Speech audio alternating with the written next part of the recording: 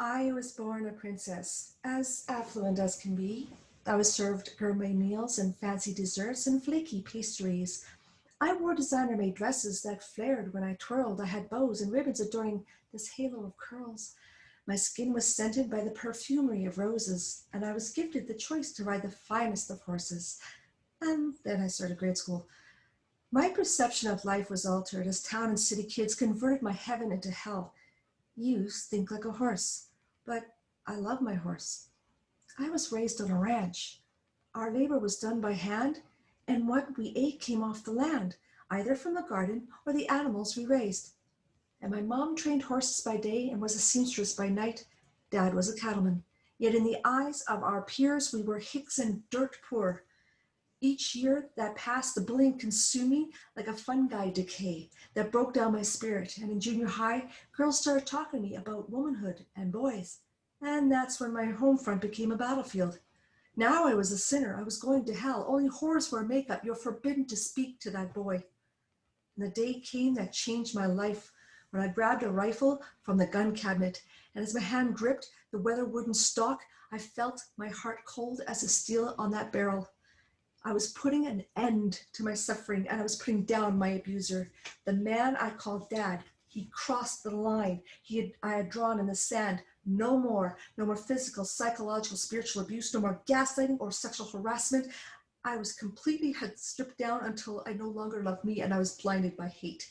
Then I heard a muffled voice of my mother on the phone, and with tears in her words I had overheard, "But Mom, I can't leave. Where will I go? I can't raise 6 children on my own." And I put the rifle back in the rack. But 1 week later, I left home and never looked back.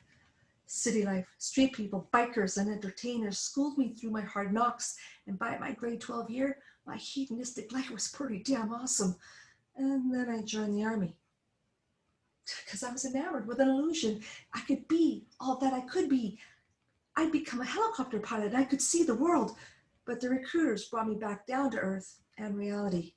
I'm sorry, the helicopter trade is not open to women. Sorry, but you have to be an officer to be a pilot. I'm sorry, but you are really not cut from the right cloth to be one of us. Being a farm could. I just took a field trade. I soon learned I was hated not for who I was, but what I was. A female in a man's world, infringing on the old boys club. And I jumped from the frying pan into the fire. I left one sexist man only to face a battalion of them. And then one day, I saw him. This lithe figure of a man wearing a maroon beret, a crisp starched camouflage tunic, blouse pants over boots that were polished like obsidian. And over his heart was a set of golden wings that were framed around a white maple leaf. I was smitten. I'm going to be a paratrooper. So I dedicated my body, my mind, my soul to training. And though I knew the course was running every 4 weeks, 5 years they told me no. And then one spring, my platoon warrant gave me a folder and he just smiled. I was on a path to rebirthing my self-worth. Over 100 soldiers from across the country met at the Airborne Center, and I was the only female. Excuse me, but whoever owns that lovely piece of kit, can you tell her to go home now? And all eyes turned to me, and I marched through them and presented my file to the jump master. I could hear the snide comments. This is a freaking joke. She won't last a day. Split ass, princess. On this day, I cashed out my femininity to become one of the boys. I knew that my tenacity is more powerful than their egos. And every day my instructors asked, when are you going to quit?